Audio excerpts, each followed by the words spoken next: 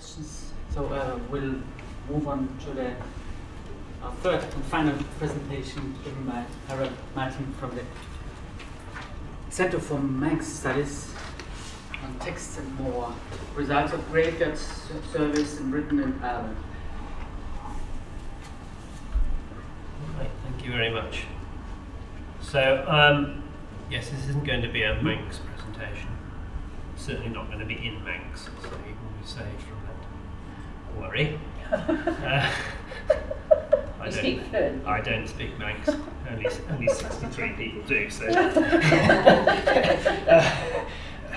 it's an officially endangered language. But there is one primary school that teaches through the medium of Manx, so always not lost.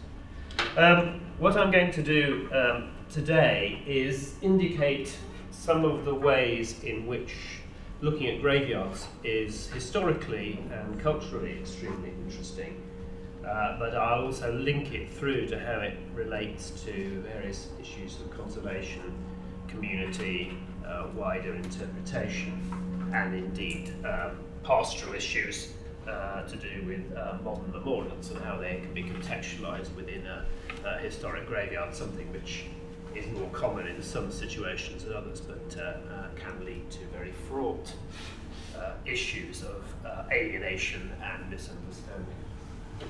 I don't know why that's appeared there, but anyway, let's move on. What I'm going to do is go through a whole series of examples of the sorts of things that you can find out from memorials.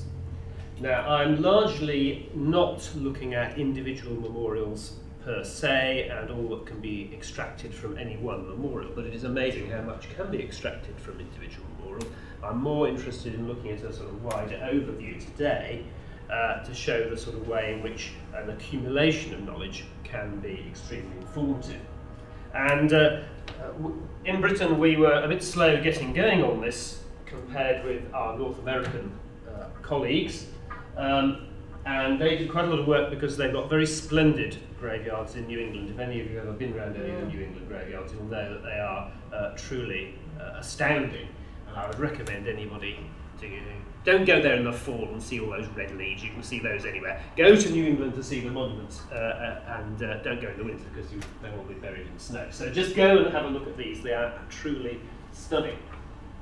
And some very famous archaeologists did a study over a range of sites in New England. This is time starting in the 1680s. These are each decades going up to the 1840s. This one 1700s to 1820s.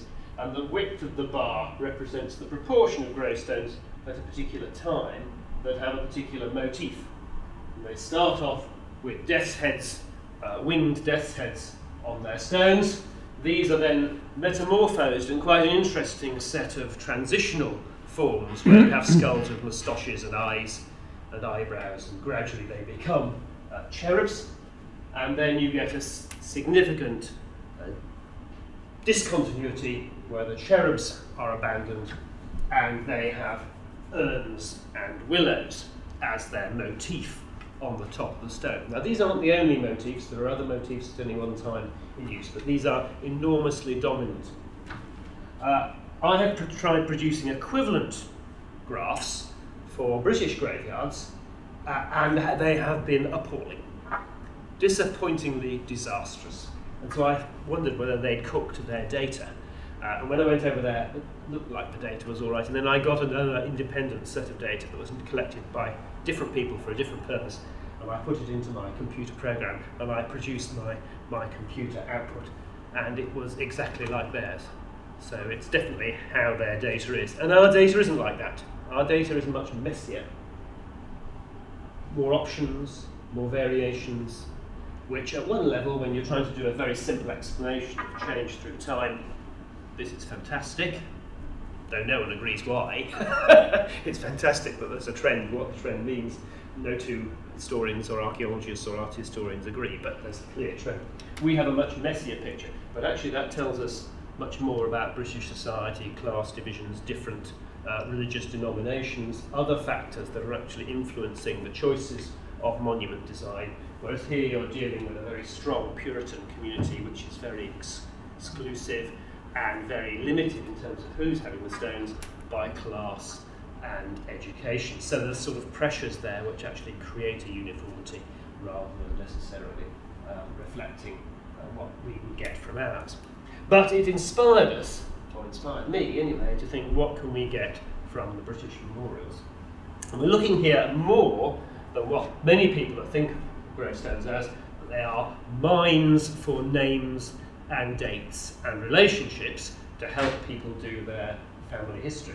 Now they're certainly good for that, but they are physical objects, commissioned, created and placed by people in memory of other people.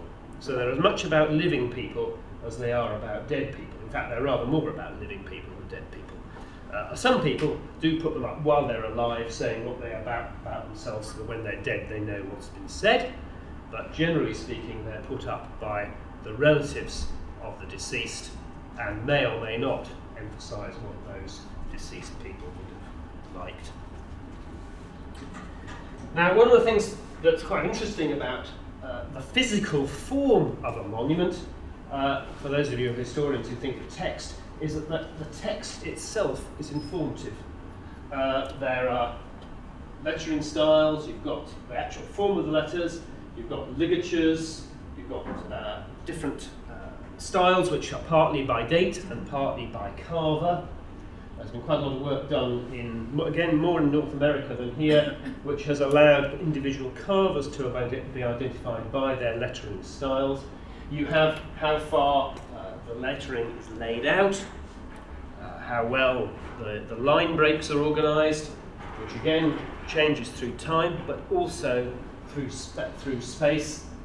And we have different distributions here, some of the Irish material, into one of them, the Republic, but there's a lot of variation in lettering.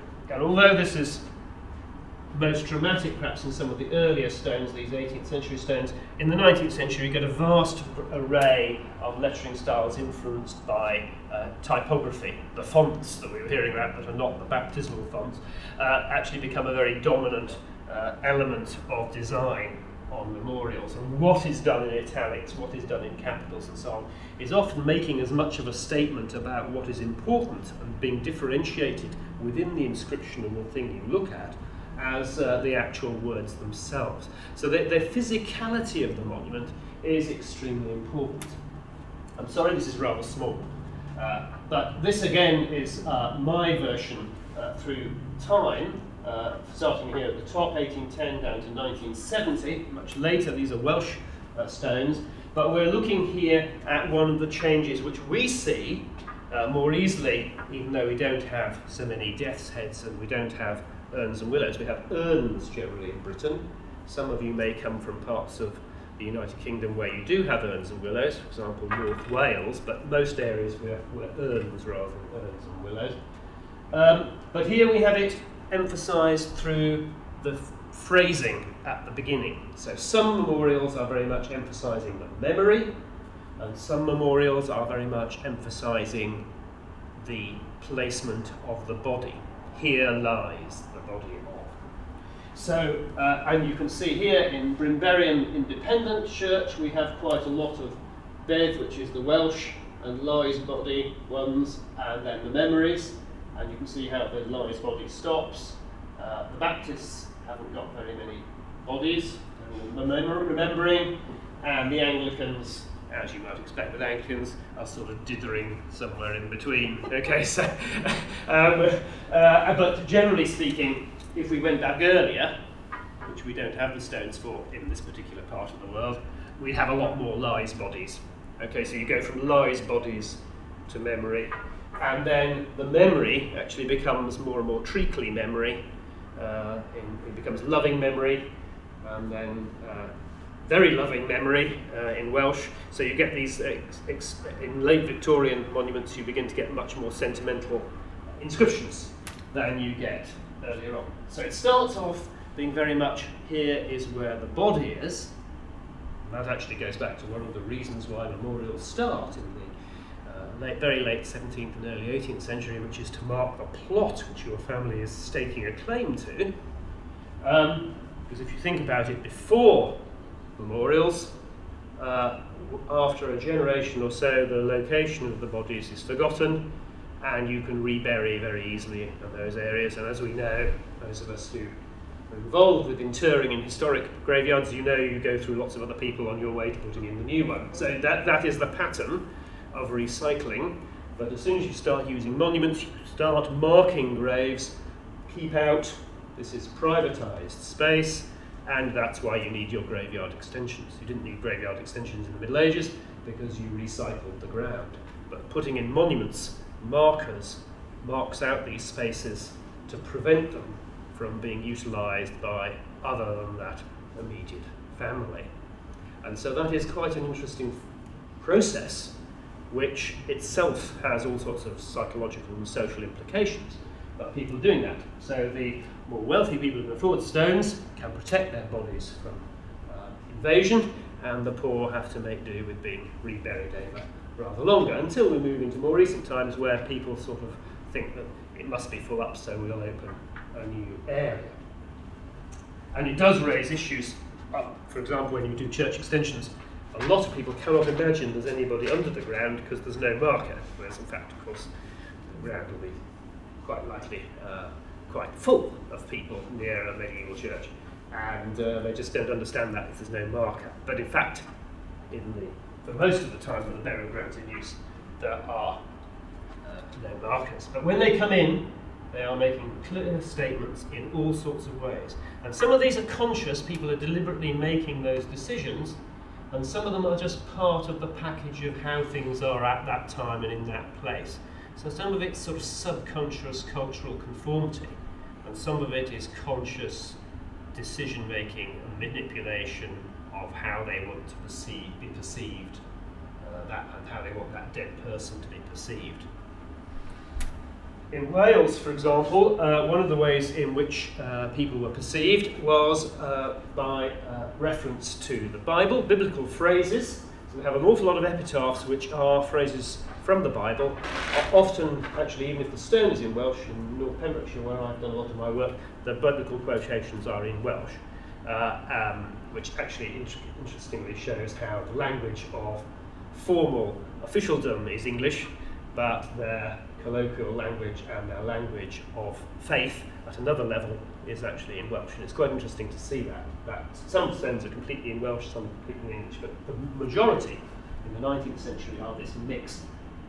And it's quite interesting seeing the variety of books that are being used, and also within those how many of the verses are different. So although there's an awful lot of revelation, it's the same for verses that tend to be selected, whereas for some of the others it's actually quite diverse. There's something wrong there. Oh no, that's right. So Psalms, there's 30 Psalms, and there are nearly 20 different Psalms referred to. And these often seem to be linked to the funeral sermon address, which was often linked to a biblical verse. And one or two of those actually do make you wonder what the sermon was about. One or two of them are about adulterers, or how people never forgive. And so you do wonder quite what the sermon was, and you do also wonder what the relationship between this verse and this quotation and this memorial and the deceased person was. But anyway, we can't really go there, but it does show an interesting set of associations that are being played out in this arena. And of course, what is interesting about these monuments is that they are public monuments. They're privately chosen, but they are publicly visible. And they're publicly visible for, if not all time, for a long period of time.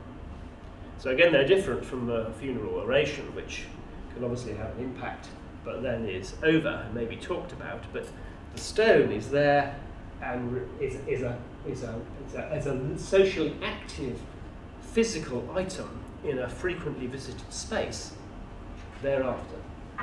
And so these are unlike the church, which is largely constructed by groups or by elite individuals' patronage, these monuments are being constructed by a wider range of society. So this is a visibility of a bigger group of people and their choices, their cultural choices, than we normally see in most of the material that we see, in most of the documentation we see.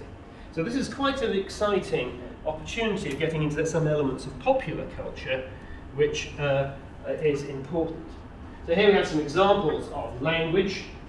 Where we've got a stone completely in Welsh, interestingly here maintained by being repainted. That's a slate stone, repainted white and then rather badly in black. Rather messed up going over the lettering here. Obviously don't know quite how you need to do it, but anyway. And then you get the styles of the lettering and the way in which those lettering is chosen, whether it is what language. You get quite a lot with Greek on or Latin as well. And also you see the amount of mistakes. Here's a bless missing of rather a fine monument, but they misspelt the name of the place where the person lived. And also you get interesting variations in spelling, which are not necessarily mistakes, they're obviously just the variation in the non-standard spelling. There's also the materiality of the monuments themselves. They have a physical presence which is distinctive. And we see early on nearly all the monuments are made from local stone, and that's not true in some places like Norfolk, then most of the material can still be coming in, but it's coming in from very specific places usually. And so the amount of variation in the materials is quite low early on in the graveyard's history. And then during the later 18th century, you usually start to see some marble appearing. And then you get the explosion of different types of material going through the sort of Scottish granites and so on. And then moving on until now we have lots of South African and Chinese and other materials being used in graveyards. So you can actually see the transport infrastructure, the globalization, and indeed the mass production. So all these here, these are Scottish granite, this is Scottish granite, this is Scottish granite. These are pre-carved in terms of their shape and the outline decoration at the quarry or at workshops near the quarry. Then they are transported by sea and rail, and then they are in the they're then lettered up locally. So there's an element of local production, but there's an element of mass production. And so you move from local styles of design, like the top two, to national and indeed internationally occurring design. So you can see how the graveyard memorial forms part of the same pattern of changes in people's material consumption as we see with ceramics or so many other things, that this change in the what you can choose, how you choose it, alters. So you look at pattern books to choose these with your monumental mason. Now, one of the things which is always challenging is, because we've talked about how a lot of people are not getting monuments, is how representative are these monuments and of whom? Now, a recent study by Sarah Tarlow and a team from Leicester have shown lower percentages than I'm showing here. So clearly there are some interesting variations across the country in this.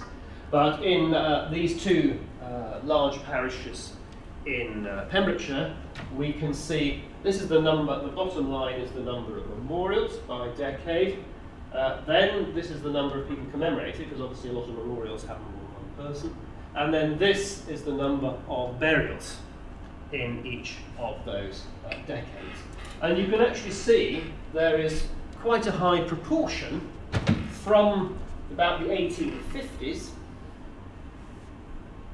sometimes a bit early, it rises up, it's very, very low before that. And this particular area, some areas it starts a bit earlier, but it still is only this sort of angle. And then from this time on, you can see you've got depopulation here, but you can see that it's about 2/3 of the people who are dying are being commemorated.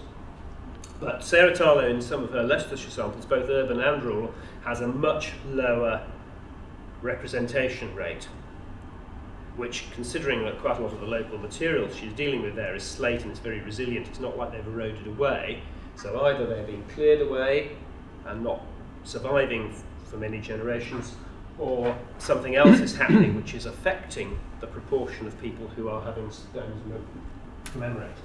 But if we look at these people up in the census before they died, we find there are an awful lot of agricultural labourers, blacksmiths, mariners, not just master mariners, who are getting stones. So we're looking at a across the class range here as an evidence of material culture and of people making decisions, making their cultural values and their, to a certain extent, their theological and social values clear through these monuments, which is an unusual way. Normally we can't access these people. So this is really quite exciting if this type of work were done more places. It'd be very interesting for this to be done in more places, to actually see what this proportion is, and also to see what the missing one part is. Is it just children? Is it what sort of people are in that represented and non-represented section? We've done a bit of that in some Yorkshire ones, but not to the point where I can report the results, but we're trying to look at whether it's to do with age and so on. Now, one of the things that I find particularly exciting about graveyards is their layout, their spatial layout. We've been hearing about how churches have all sorts of different elements within them and people can go around and they don't understand them. Well, people often wander around graveyards, but they understand those even less than they understand churches themselves. And I think the churchyard is an often underexploited resource in terms of the sort of heritage tourism, in terms of links with the community, in terms of links with schools and so on. And I think it's a fantastic resource, actually, and one that can be turned to very good effect in terms of linking with communities. And I would say that some work has been done in cemeteries, urban cemeteries, on links with youth and schools, and seen and brought people in and seen in those cases often the nature conservation value of the areas and the cultural historical values of the monuments, and the decline in vandalism has been most notable. So that really does show how this communication of values to a lot of the interested or rather not interested groups in the area can have a very beneficial effect. So I think that's something that's, again, worth thinking about. But what we have, of course, is a dynamic landscape. People think, just don't think of churches as static and timeless. People think of graveyards as static and timeless. Well, even most of the people under the ground aren't very static and timeless, actually, but even if you see them as fairly static and timeless, the point is that the landscape as a whole and who's being added to it is a continual process. And so actually if you map out, sorry again these are probably a bit small, but you know, a 1720s ruined church in Ireland, relatively few memorials.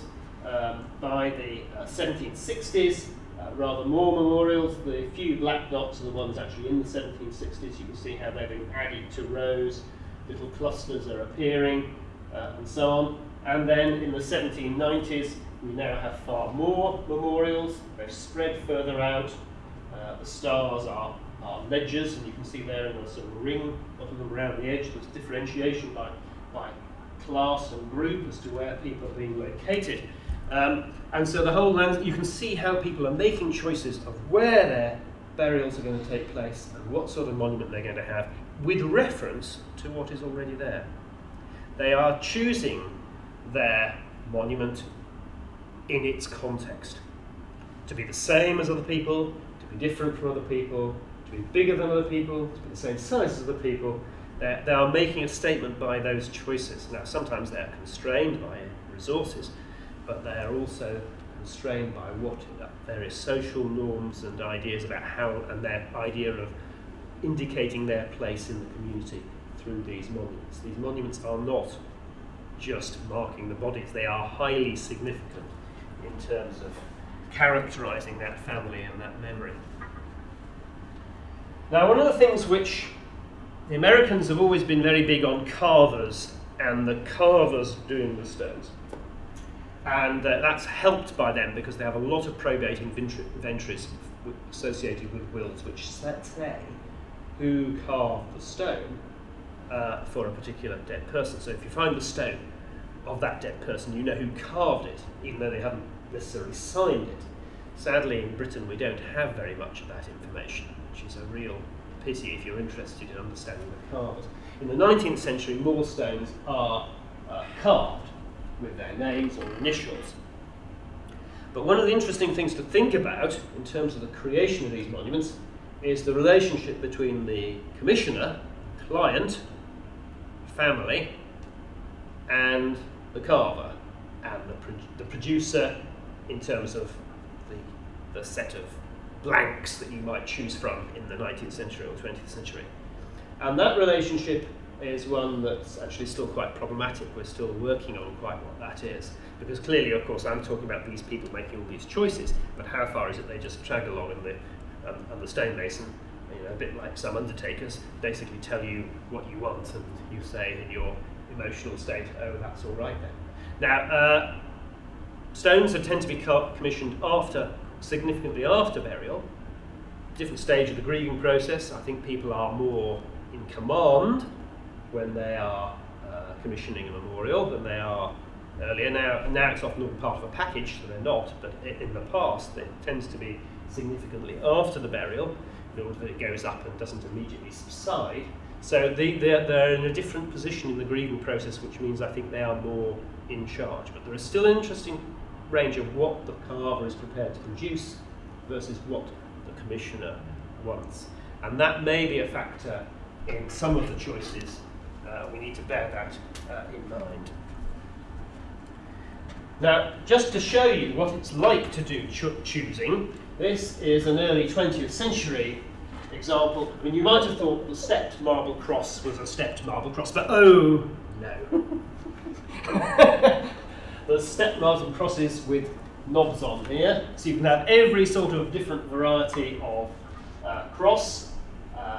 You can have it with ivy on, or doves, or IHSs, or you know, whatever you want. You can have it.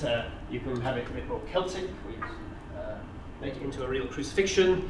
And these, of course, are not even British. These are all Carrara marble, so you don't even have a British stone. But so this is your Italian stuff for you. And the Italians, unfortunately, because you're only in the ground, what, 25 years. Most graveyards in Italy, most graveyards in Spain, you're only in 25 years. Portugal, and then you're out. So unfortunately, the number of historic gravestones in Italy are quite low. You have some that go back to the early part of the 20th century with photographs on, so on, and a few 19th century ones, often someone locally significant, so they've retained the gravestone. But sadly, the proportion of monuments that go back through time in most Mediterranean countries is quite low. And so we don't realise how lucky we are in the British Isles to have this heritage. We have a heritage which much of Europe does not have, because people were only buried temporarily, whereas we naively think we're buried permanently. But here's some of these are the ones that we saw in the Welsh example. These are the types that you can order. So you order this, there's a number, it can be sent off in a telegram, and the stone can be delivered. So that's what you're looking at. So actually there's more choices in one sense more recently, and in fact, if you look at the arrangements and variety and aesthetic value of the stones, you'll see that there is a big dip in the sort of 1930s to 1960s when they become very dreary. And now, they're fantastic, aren't they? I mean, bad taste can run riot, just like it did in the 19th century. Now you can have the most naff and awful, sickly stones back again. What computerized machinery and chemical etching and colouring can do now is truly astonishing. And at one level, for some of us, this is an aesthetic nightmare. In another way, of course, it is freeing these popular cultural choices up again. How these should be related within historic graveyards and where they should be relocated and what should be allowed for all sorts of reasons in consecrated ground versus public cemeteries and all the rest of it is a whole set of issues. But in terms of a reflection of cultural phenomena, these monuments are historically much more enlightening but most monuments from the 1950s and 1960s, which really are remarkably dull and contain relatively little information to differentiate one person from another. So we've gone through a dip in the part of the 20th century, but in the 18th, 19th century, and now, late 20th, 21st century, we're back in really enlightening times.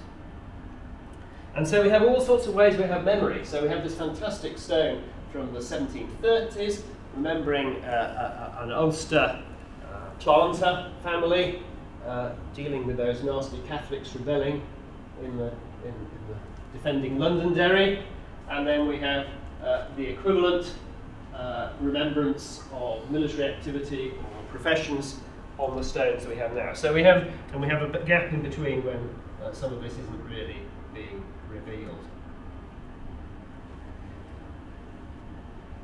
One of the things which is interesting is looking at the scale of the units that make up the burial.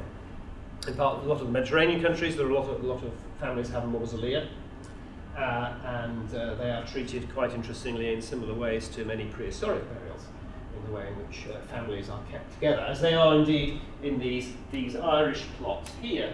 You can see this is an Irish family plot with a whole series of monuments with many generations. The way in which these are genealogically powerful and statements of local families and local lineages are really quite significant. Here we have one where an earlier stone is not standing up but has been laid flat.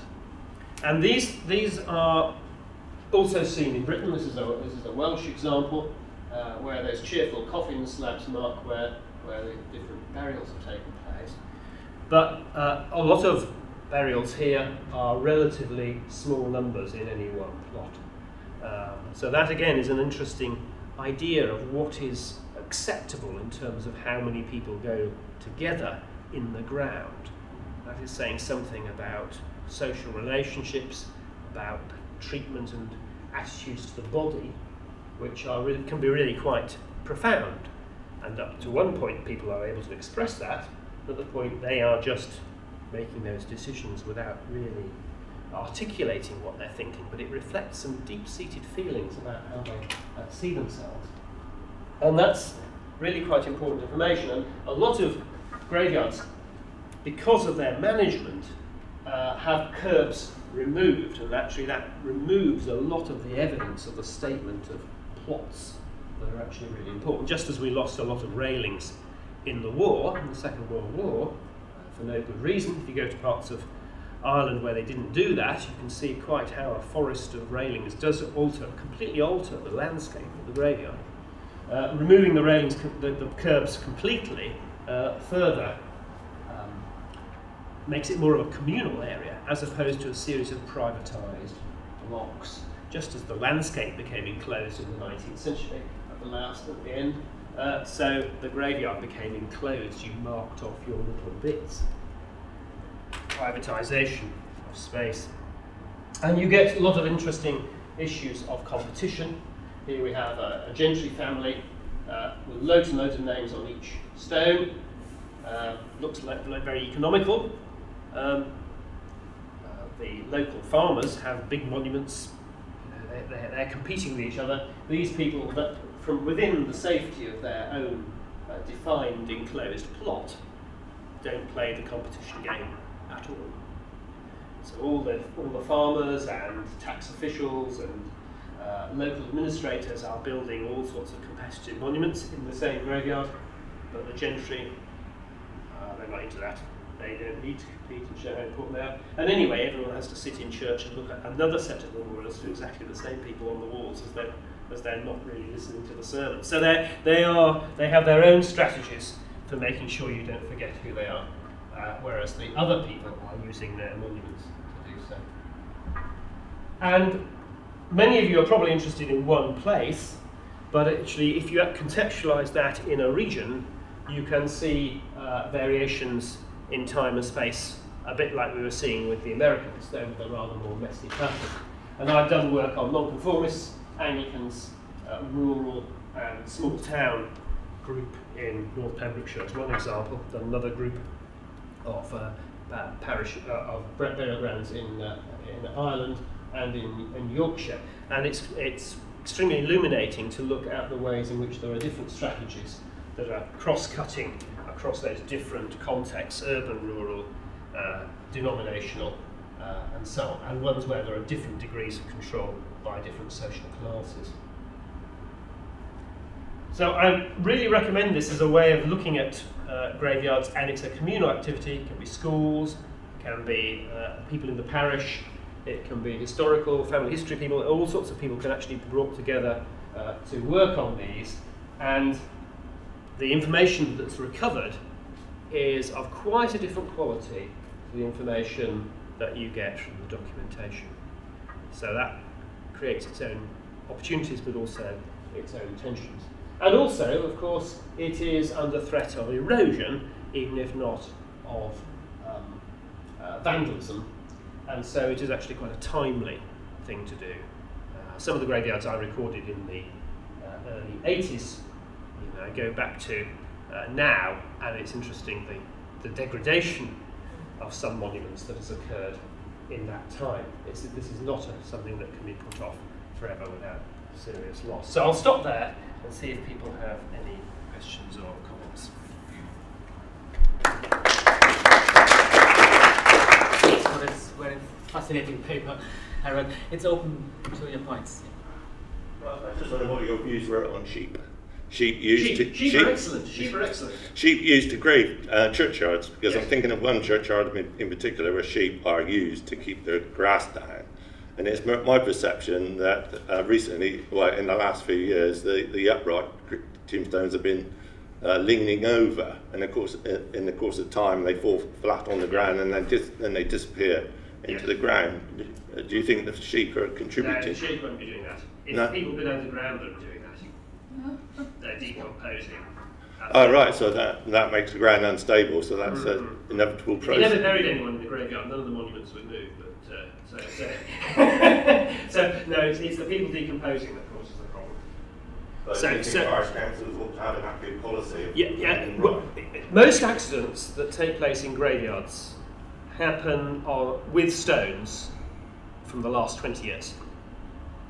Now, there are two reasons for that. One is they're badly constructed, because they're not actually, there are a number of elements that are very lightly cemented together, and as soon as that cement or mortar decays, then the monument collapses. The other is, of course, that they are visited by aged relatives visiting their spouses. That's where they're going, and so when they put the flowers on the grave, they get up leaning on the stone, and the stone gives way, and they fall over and break their arms. So it's partly because those are the areas most visited by people most likely to have an accident, but it's also because they are most badly constructed. Most big monuments that you see that are leaning have a third of them below ground. They're not going to fall over. But most of the monuments of modern type, which are often on a pedestal, have nothing that beds them onto that pedestal very securely. And so it's very easy for them to be rocked. I remember the last time I was out in an English graveyard with some students, I bent down to see how a student was getting on with the stone, and I realised the stone they were recording, I could rock back and forth like that on its pediment. It was completely loose. It just needed the great wind would have, it would have looked like the vandals had been in and blowing them over, but in fact it was just merely that the mortar joining it to the base had gone. Whereas the old ones are really easy to put upright, because all you do is dig a triangle behind, push the stone back in and fill in the front. I mean, it's not really a very difficult thing. You don't have to take them right out. You just have to take out sort of you mentioning that reminds me that recently we were in Crippen Cemetery and we read a notice which said that there was going to be a risk assessment of the memorials. Yes. There's a terrible machine called a topolometer, which is a machine. I remember I was doing some external examining at Newcastle University, and I used the opportunity to nip along to the cemetery. Wherever I go, I nip along to the cemetery. I'm that sort of person. And I thought the vandals had been in, because all the stones were lying flat and they were always spraying over all these stones. And then I realised it was someone had been around with a topolometer. And the topolometer is a thing that you affix to the stone, and it vibrates. And if there's any evidence that the stone is moving, they push the stone out, saying it's dangerous. And then someone's meant to come along eventually and put them back up securely. But of course, once they move from being a collapse hazard to being a trip hazard, basically.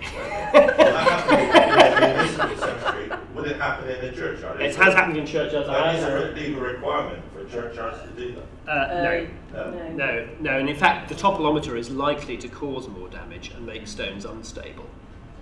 Right. But stones that are leaning are very easy to put upright. But the more concern should be all those late 19th, 20th century stones that are on a base or on some sort of pedestal, and it's how they are joined to that is undoubtedly the most likely thing that's going to go wrong. But I have some, I don't think I've got, I have a really awful picture which I think I'm going to show in my workshop this afternoon. But this one up here, this type up here, they're very common in West Wales. It's a very nice regional type. I imagine, though, my wife won't spend that amount of money on me, but I would love to have one of these when I go. This is what I want, but this is a good example. If I want one, I'm going to have to buy it myself first, because I'm sure she won't. But she knows I love these. But they're made a whole series of pieces of slate put together. But the things that join them together can be wood, can be copper alloy, or can be iron. And if they've corroded and rusted, then they split the stone open, or they can have rotted. And you can see this panels come off the front here. And some local authorities are basically dismantling these in large numbers because they're afraid people will be. I mean, so I've been going around doing recording and taking photographs, and I've been accosted thinking I'm a health and safety person planning the demise of their graveyard. So they're usually all right. If I've avoided being lynched, then they're usually very pleased, and I think they're absolutely wonderful. They should be preserved at all costs. But they are quite a difficult conservation matter, these multiple ones. But generally speaking, and that's why a lot of chest tombs, the box tombs, where often the top slab is a very hard material for the lettering. The other's brick. The other's brick, or it can be very softer material, which is great for doing carving of fluting and columns and things, but is eroded badly. There are a lot of those get lowered. Because there have been a number of cases of children crawling in underneath, making little dents underneath, and then the stone coming down and killing them. So those need to be considered as a risk. They're not very difficult to conserve, actually, to prop up those slabs. It's not really very difficult. I don't approve of them being collapsed, but they often do need some form. So that's the only old form, I would argue, that is really dangerous. So you need to take the eyes off them as well. Yes. And there is often an interesting conflict between cultural preservation and some health and safety and nature conservation. And the nature conservation people have done such a good job on living churchyard sort of projects that when you talk about conservation of graveyards, people immediately think you mean butterflies and flowers and everything, not the physical monuments. And the cultural heritage people are way behind the game on protecting these landscapes, cultural landscapes. And we are in danger of losing out, as we have on several of the cemeteries in London, for example, where it's the nature conservation people who are happy for monuments to be pulled apart by trees, because the tree is more important than the monument. And I think there are battles there which those of us interested in the historic environment need to take up, because there's not really much of a quid pro quo. I remember going to one conference about churchyards where I was doing a talk with the whole group of conservation people. There was a bats person and a moths person and a grasses person and a butterflies person, and I was the only cultural heritage person there, and I was on last, and they were there sort of sharpening their bush knives and all the rest of it. And I gave my presentation, and afterwards the woman said, "But we've got a graveyard with badgers in it, and they're undermining all the stones, and some people want the stones to be kept upright, and the poor badgers, where will they live?" And I said, "I don't care anything about the badgers, frankly. There are badgers everywhere. These are people's monuments." And the monuments were of no importance. It was the fact that a whole graveyard and all these bones, they said, people are moaning because all these human remains keep being brought up by the badgers, but where are they going to live? And the whole thing was subsiding and collapsing, and no one was able to go in and look, all because of these blessed badgers. I found the whole thing mysterious. So we are way behind, if you have any idea of the cultural value. You mentioned some people arrange their stones in advance of Yes. dying. Is that a regional thing or cultural? Or? There are some reasons. There's one graveyard in North Yorkshire, I can't remember the name, where the vicar wouldn't let people buy a plot ahead unless they put a stone up. So there are rows of empty stones. In fact, this graveyard in County Louth, which was filling up, buy now to avoid disappointment. All the plots in the graveyard were bought up by people, and they put up stones that say, "In loving memory of blank." Or what's his face? Yeah, well, yes. I mean, sometimes you do get the name, with no date, and so people can go and look at themselves, and but sometimes, and I've seen this in North America as well. You get the name and you get the first date dash, and then they've left the second date blank. Apart from that spectacular example in Yorkshire, is it otherwise a sporadic? It's fairly spread. There's a very amusing Simpsons cartoon which is all about Homer's dad making plans for his demise and Homer being refusing to be railroaded into buying what's called a pre-need package. And so there is this scheme where you buy a package which includes your plot and your stone. North American. But now, of course, a very large number of the funeral companies in Britain are actually owned, they're part of big North American chains. So this is a sort of style. Oh dear. But it's been going on once for a long time. When I first went to York and I moved into my house in York in the early 80s, the first piece of paper I got through the door was an advert from the Co-op saying if I bought an undertaking package from them, I'd get a free settee. So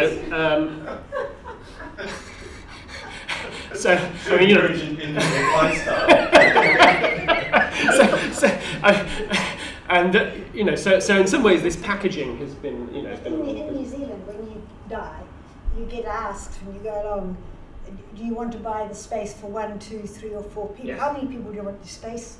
Yes. So in a way you pre-buy. Well, that's actually what's happening with these plots, because you see, it's partly how deep you go, because how many you anticipate going in. So if you want to get 6 in, you've got to go, and it's 2 wide, you've got to go 3 down for the first So you one. tend to, because you tend to get 3 for the price of 1. Yeah. 1.5.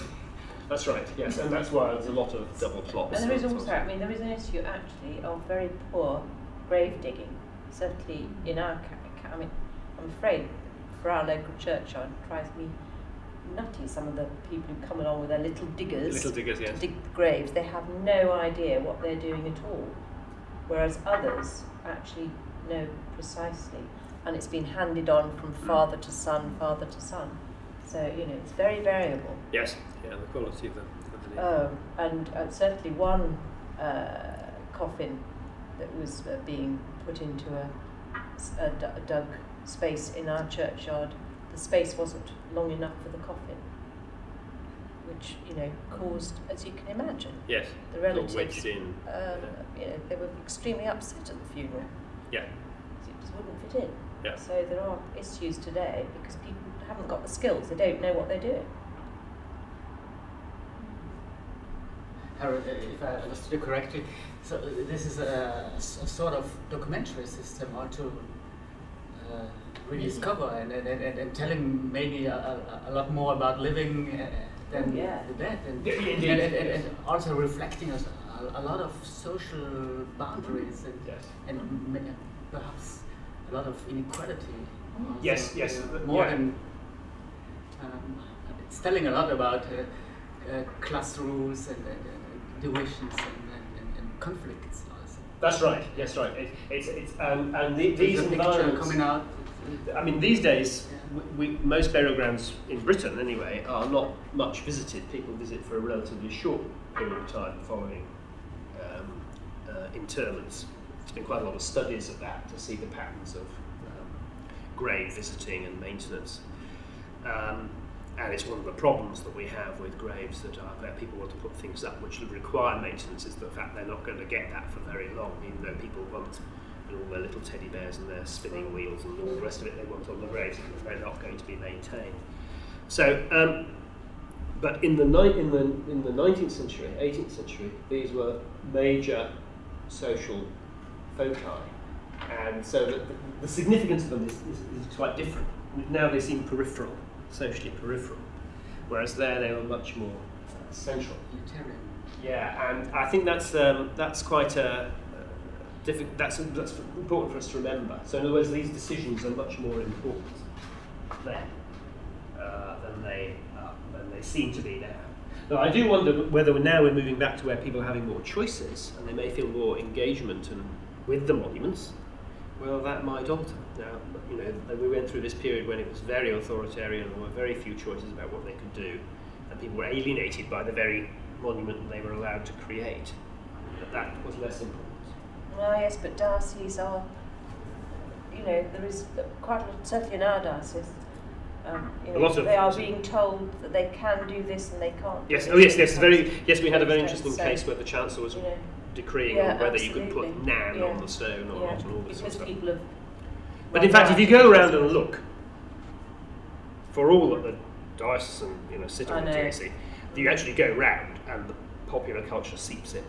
And sometimes it's unfortunate, and sometimes you can see it's pastorally, and culturally it's very appropriate. But of course, if you go into other sorts of burial grounds, then there are different sorts of rules applying. And of course, that will be a pressure, because you've got it in these other contexts where you're allowed to put these things, and then not in some of these. So there are, but I mean, the idea that, I mean, our diocesan regulations in the York Diocese still say that people should have their whole names, you know, not their nicknames, or what they're known as by everybody in the place. Well, you know, if you want to go and visit Fred's grave, do you really want it to say Frederick William, or do you want it to say Fred?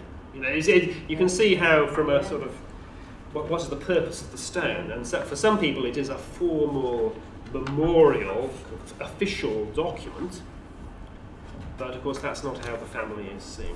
So I imagine it becomes most difficult in connection with memorials for very young children, yes, where you see the parents attempting to put emblems on the tombstone which would have some meaning for the child, and very often those are quite innovative and personal. Yes, they are.